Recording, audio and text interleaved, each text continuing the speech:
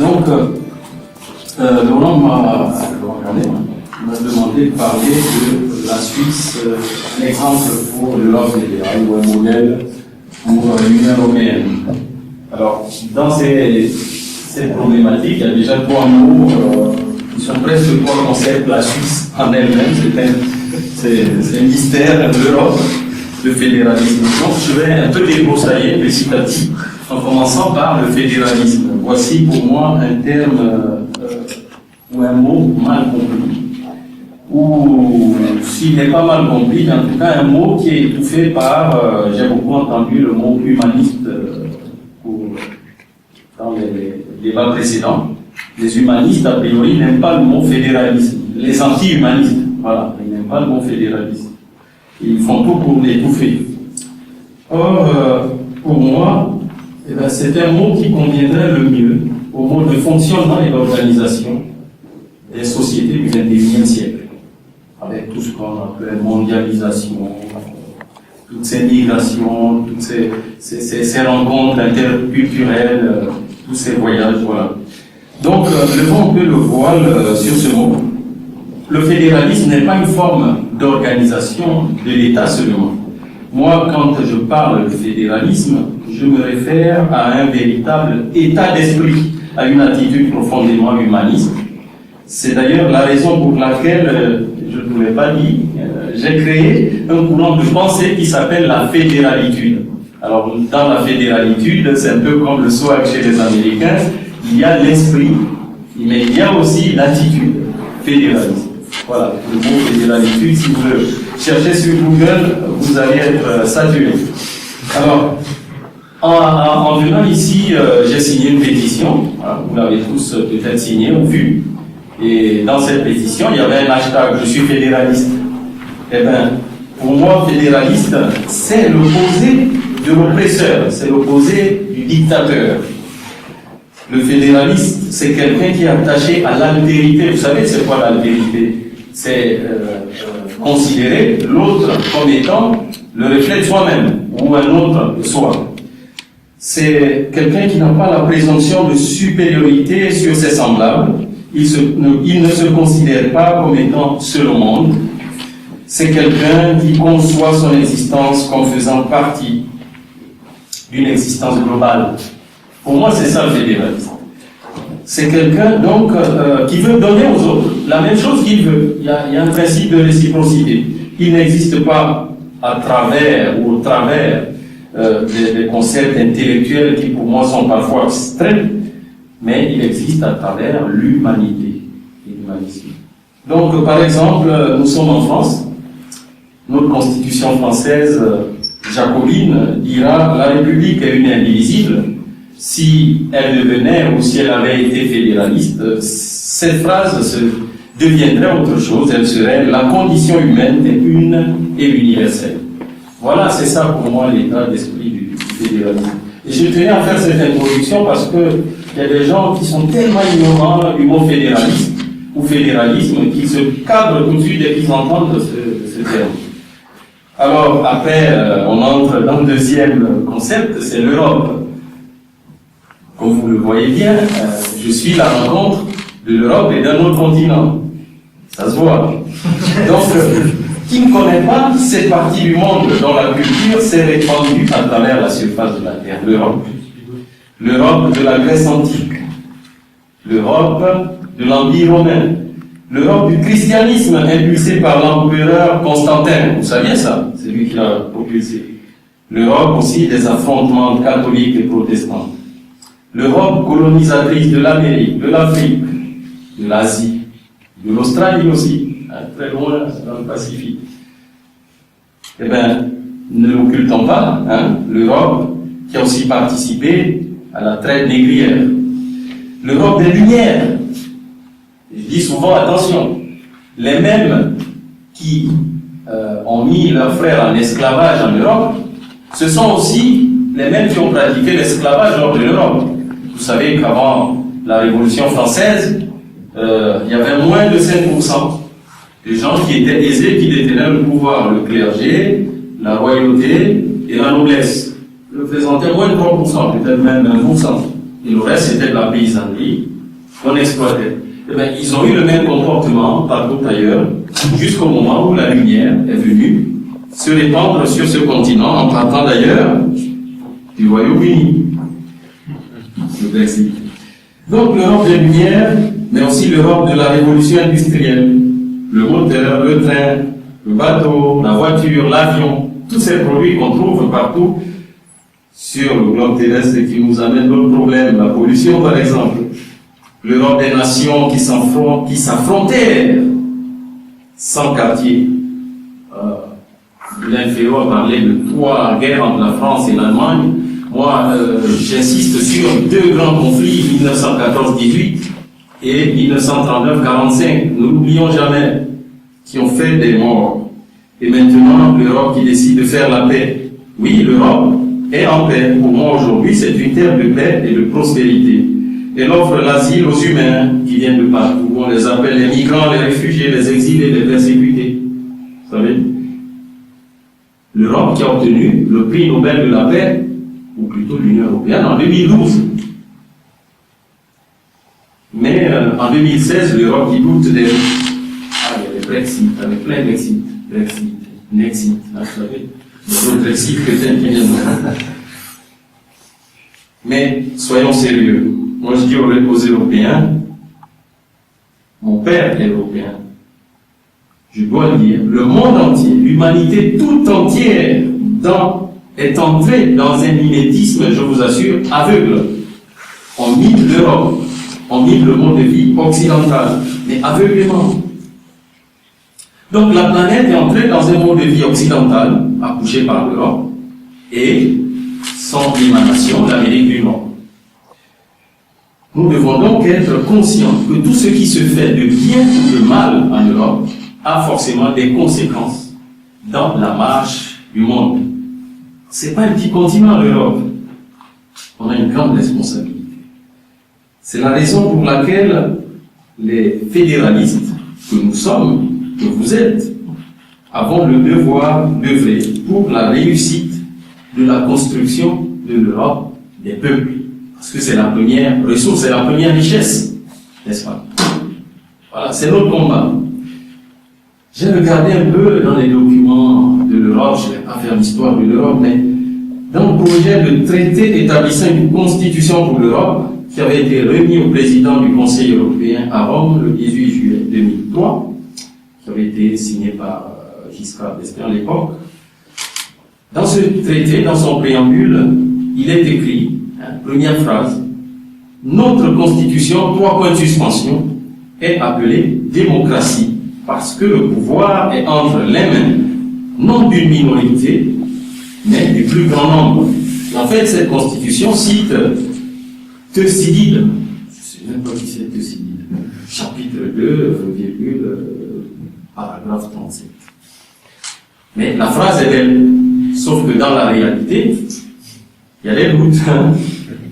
Est-ce que le pouvoir appartient à la majorité? Et puis il y a eu le Brexit. Et le Premier ministre français, Manuel Valls, un socialiste, qui a récemment déclaré que l'Europe se fera avec les peuples, point, sinon elle se disloquera. Voilà. Si elle se disloque, comme je l'ai dit, ça met en doute beaucoup de partis dans le monde. Regardez en Afrique, j'ai dit mimétisme, l'Union africaine. Il y a une Union africaine, puisqu'il y a une Union européenne. Il y a des communautés économiques d'Afrique centrale, d'Afrique de l'Ouest, parce qu'il y a eu des communautés économiques. Alors si tout ça s'effondre, j'ai presque envie de dire, c'est notre civilisation qui bat de l'aile. Donc, les fédéralistes, nous avons une carte à jouer. Nous avons une carte à jouer. Car notre logique, et il n'y a pas mieux que nous pour jouer cette carte, notre logique, c'est de penser local, plutôt de penser global, mais d'agir local, parce que le fédéralisme repose sur un principe qui s'appelle la subsidiarité. Et la subsidiarité, elle part de la base toujours, des racines, jusqu'au sommet. C'est le modèle down-up. Alors que l'Europe et tout ce qui se bâtit dans le monde, c'est une construction des élites. Top-down.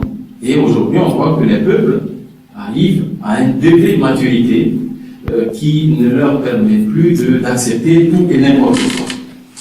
Donc, notre carte, on peut la jouer en faisant appel aux bonnes pratiques, je dirais même aux meilleures pratiques. Et elles sont en Europe, encore une fois, les meilleures pratiques. Dans ce monde mondialisé, si vous tapez sur les moteurs de recherche, vous tapez meilleure démocratie, vous allez voir que la Suisse apparaît en tête. La Suisse apparaît en tête. Meilleure démocratie. Alors que l'Europe fonctionne selon un modèle top-down, la Suisse est résolument, depuis plus de 700 ans, plus de 7 siècles, dans un modèle down-up. Avant l'holacratie, c'est de nouvelles théories aujourd'hui qui entrent dans les entreprises, la sociocratie. Et bien, la Suisse était déjà là, dans un modèle down-up. Donc, la Suisse est mal connue. Elle est comme ça, masquée par des clichés et que les gens brassent. Voilà, c'est la finance. Alors, tout de suite, c'est un point que j'ai voulu explorer. J'ai constaté que dans le PIB de la Suisse, la finance représente moins de 10%. La finance. Le poids de la finance. Alors qu'il y a des pays aujourd'hui dans le monde dans lesquels le pétrole représente plus de 80% de leur économie. Donc quand l'économie du pétrole va s'effondrer, c'est les pays qui vont s'effondrer. Voilà, par exemple. Donc, en Suisse, la finance ne représente qu'à peine 10% du PIB. C'est une bonne nouvelle. Premier cliché que je peux balayer. Maintenant, c'est quoi la Suisse? Alors, la Suisse est un tout petit pays de 41 000 km², 8 millions et demi d'habitants. C'est pas beaucoup, mais c'est une expérience, un projet pilote qui est allé en s'améliorant depuis 700 ans, depuis 7 siècles. Et aujourd'hui, un peu comme l'Europe, c'est une république qui a 26 autres républiques à l'intérieur. Donc, il y a la Suisse, qui était confédération de 1291 à 1848. Depuis 1848, c'est une fédération, c'est un État fédéral. Ils ont gardé CA parce que, pour des raisons historiques. 26 républiques autonomes, ça veut dire quoi, souveraines? Que ce sont des cantons, et ces cantons, ce sont des mini-États qui ont leur constitution, un gouvernement, un parlement et des institutions judiciaires. Et tout ça dans une grande Suisse qui, elle aussi, a un gouvernement, un parlement, une constitution. Ok? Donc c'est une imbrication, c'est un État stratifié qui part des communes au canton et au niveau fédéral. Similitude, ou presque avec l'Europe. On est maintenant 27 plus 1. On était 28 il y a quelques semaines. C'est des chiffres proches, 26, 28. Une économie prospère, avec un taux de chômage inférieur à 4%, alors qu'en France, on est plutôt dans les 12. Une diversité linguistique, culturelle, il y a 4 peuples différents en Suisse. Donc, il n'y a pas que des États différents. Il y a carrément des peuples. Quand vous regardez la carte de la Suisse, vous savez, l'espace germanophone, l'espace italophone, l'espace francophone, il y a une empreinte territoriale. Et la minorité romanche, qui représente moins de 0,5% de la population, et qui a été préservée depuis 1291. Ça veut dire que c'est pas un système brutal, c'est pas un système qui va dans l'extinction. Et dans les 8 millions et demi d'habitants en Suisse, ils sont très forts en statistiques. Je peux vous donner les documents. Le quart de la population est étrangère, de nationalité étrangère. Donc plus de 25% de la population est de nationalité étrangère. Alors si on intégrait, si on comptait tous ceux qui sont devenus suisses, donc qui ont pris la nationalité suisse, on arriverait peut-être à quelque chose comme 40 ou 50% de la population suisse qui est d'origine ou alors simplement étrangère. Et c'est un pays qui protège ces 4 peuples de base. les 4 langues d'origine suisse sont des langues nationales en Suisse. Et ça fonctionne.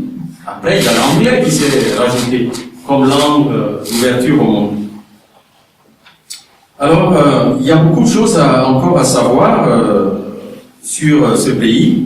Bien sûr, c'est une démocratie.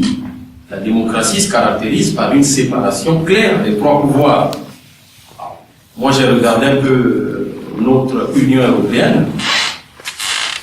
La séparation claire et précise entre les 3 pouvoirs, elle n'est pas toujours évidente pour le non-initié.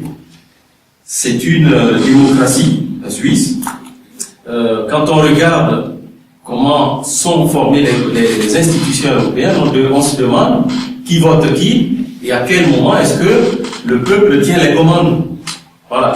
Il y a beaucoup de questions comme ça. Alors, donc, la Suisse, avec tout son système constitutionnel, protège ses cultures, ses identités, ses langues locales, tout en s'ouvrant au monde.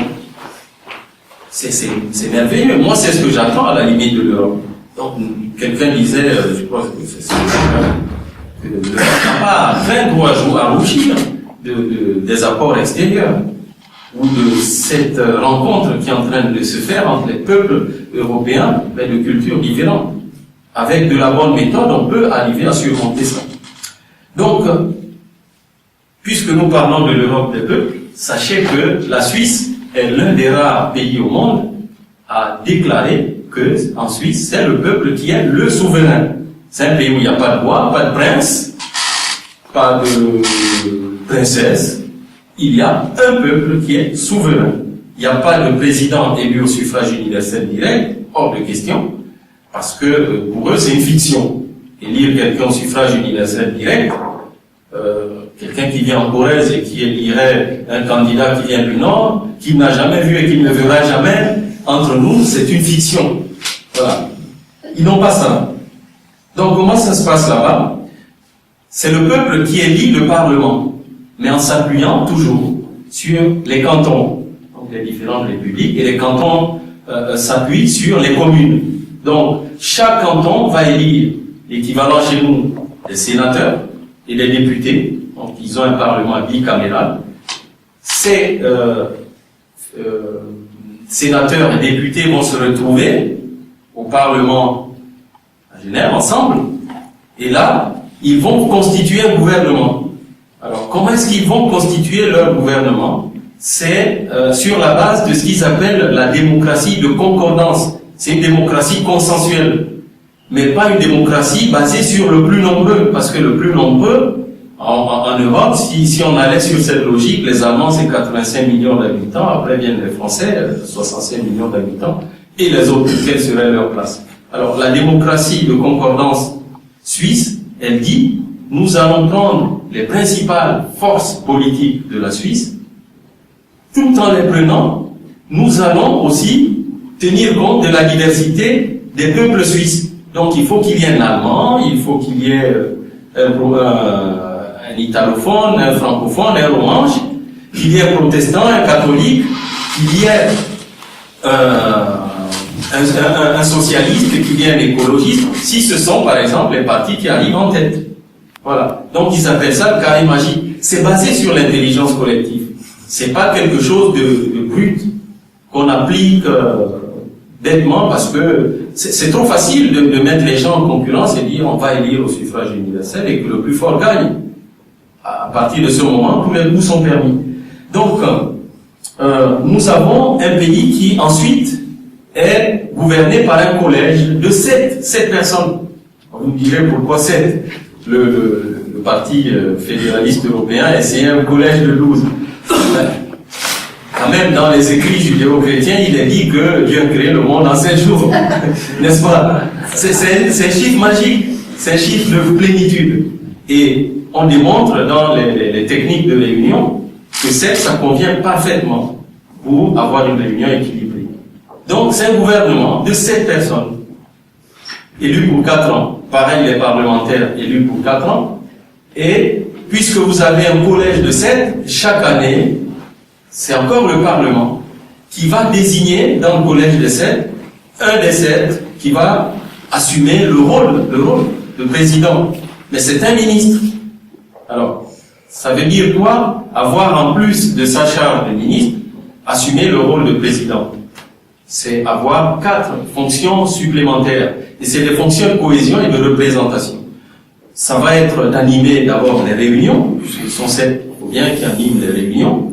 Ça va être d'accueillir les homologues étrangers, donc les chefs d'État étrangers, les ambassadeurs étrangers, accréditer aussi les organismes internationaux. Vous savez que quasiment toutes les grandes organisations du monde ont leur siège en Suisse.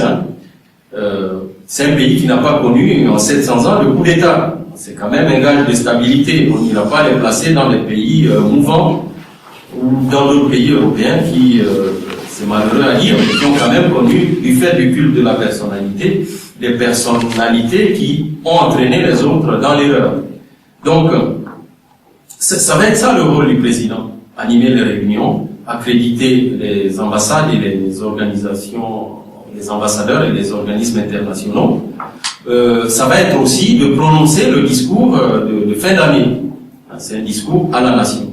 Donc, voilà la petite charge supplémentaire qui revient au président. Mais ce collège est appuyé par une chancellerie. Donc, la chancellerie est aussi le chancelier ou la chancelière et son vice-chancelier sont aussi désignés par le même Parlement. Donc, le peuple a élu le Parlement élit l'exécutif et l'état-major administratif qui est la chancellerie. La chancelière, dans les réunions ministérielles, a une voix consultative, pas décisive. Ok? Donc, c'est un huitième acteur, mais qui ne décide pas, mais qui est là pour éclairer, parce que c'est l'état-major qui gère tout le poids administratif. Quelque chose d'intelligent. C'est aussi le Parlement qui élit les hauts magistrats. Ça donne un fort pouvoir au peuple, ou plutôt au Parlement. Alors, je vois certains qui commencent à se dire un Parlement qui a autant de pouvoir, c'est un Parlement qui peut devenir incontrôlable. Mais difficile. Pourquoi? Parce que en Suisse, les parlementaires, je vous ai dit qu'ils sont élus au niveau des cantons, des communes. Donc c'est des gens qui, normalement, habitent, qui ont leur résidence dans les cantons. Et ne viennent de manière trimestrielle siéger ensemble que pendant 3 semaines. Donc tous les trimestres, pendant 3 semaines, ils viendront siéger ensemble pour épuiser les sujets. Vous voyez? Donc difficile que des gens qui viennent de cultures et d'horizons différents forment un club tout d'un coup qui a la pensée unie. Mais c'est possible. Alors, il y a un garde-fou qui a été prévu. Ce garde-fou, prévu pour le peuple, c'est la démocratie directe. En fait, il y a le Parlement, il y a l'exécutif, il y a la chancellerie, il y a les juges désignés par le Parlement, mais le peuple doit avoir le droit de regard. Et c'est là où interviennent les instruments de démocratie directe.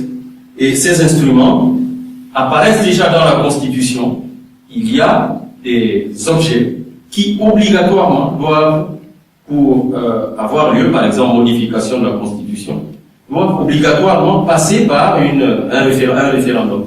Donc, des objets qui doivent faire obligatoirement l'objet d'un référendum. Il y a d'autres objets qui peuvent faire l'objet de référendum. Donc là, on parle de référendum facultatif. Pourquoi facultatif? Si les gouvernements, par exemple, adoptent certaines mesures, que ce soit les parlementaires ou l'exécutif, et que le peuple n'y trouve rien à dire, le référendum est facultatif, ça passe. Si le peuple n'est pas d'accord, il va actionner le droit de pétition, donc signer un certain nombre de signatures pour dire stop, là on n'est pas d'accord. Le référendum, c'est prévu dans notre constitution, c'est un référendum facultatif à partir du moment où il y a des gens qui contestent cette décision. Et puis le troisième instrument, c'est le référendum d'initiative populaire, c'est-à-dire que les populations peuvent aussi, comme le dit le terme, initier des lois, initier des décisions qui vont impacter dans la collectivité. Et une décision une initiative qui a fait beaucoup parler d'elle, mais il y a plusieurs initiatives par an. C'était l'initiative sur les minarets. Vous Vous en avez entendu parler, voilà. Là, parce que ça a été très médiatisé, puisque il y a ce problème de religion qui est connu aujourd'hui en Europe. Les Suisses l'ont réglé en actionnant eux-mêmes les populations, en actionnant un mécanisme, une initiative populaire, et qui aboutit d'ailleurs à un non construction des minarets, parce que le peuple suisse a décidé que chez nous on ne voulait pas, en tout cas pour l'instant, à l'état actuel de la conscience et des équilibres sociaux de ce pays, ils n'ont pas voulu qu'on pose les minarets sur les édifices. Alors c'est aussi, on parlait de solidarité, un État qui pratique la péréquation. Sachez qu'en Suisse, sur les 26 cantons, il y a 9 qui produisent de la richesse. Donc 9 sur 26, ça veut dire qu'il reste 17 qui ne produisent pas de la richesse. Mais les 9 supportent, par solidarité, les 17 autres. Leur comment on appelle, devise, la devise de la Suisse, c'est un pour tous, tous pour un. Donc c'est fondé sur la solidarité, l'assistance aux autres. Voilà. Donc, il y a beaucoup de choses comme ça qui font la Suisse. Je ne vais pas m'étaler sur tout, puisqu'il faut bien limiter l'intervention. Vous savez aussi que la Suisse prône la paix et la neutralité, mais ce n'est pas parce qu'on prône la paix, la neutralité, qu'on ne fait rien pour. La Suisse a une armée au top niveau. Ils fabriquent même des armes de pointe, de très haute qualité. Et ils ont une armée professionnelle. Alors le risque, si vous avez qu'une armée professionnelle, c'est qu'à un moment donné, celui qui a la force peut tout faire.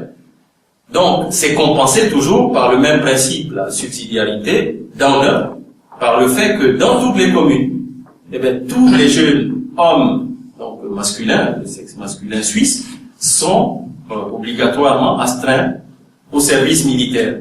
Alors c'est pas du one shot qu'ils font une fois que c'est fait, on oublie. Non, ils font 3 mois au départ, et puis chaque année il y a une période de rappel.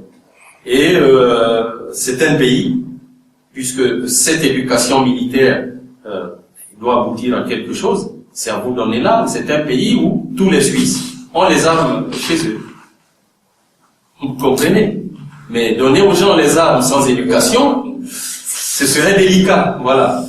Mais là, je vous décris tel que la Suisse fonctionne, hein, voilà.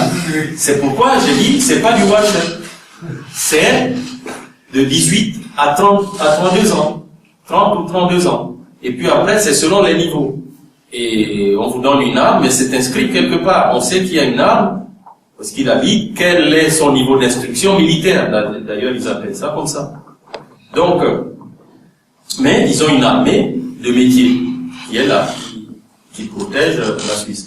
Donc, pour ceux qui connaissent un peu les mathématiques, les fractales, le but, comment fonctionnent les fractales, alors, on part d'une figure élémentaire, et à partir de cette figure élémentaire, en la généralisant, on arrive à produire, avec le même noyau, des figures plus grandes. Exemple, on part d'un petit papillon tout petit, mais avec des petits papillons mis côte à côte, on peut fabriquer un grand papillon. Donc, pour moi, la Suisse, c'est un peu le petit élément, le sanctuaire de l'Europe, là, le petit élément qui peut servir à être généralisé au niveau européen. Voilà.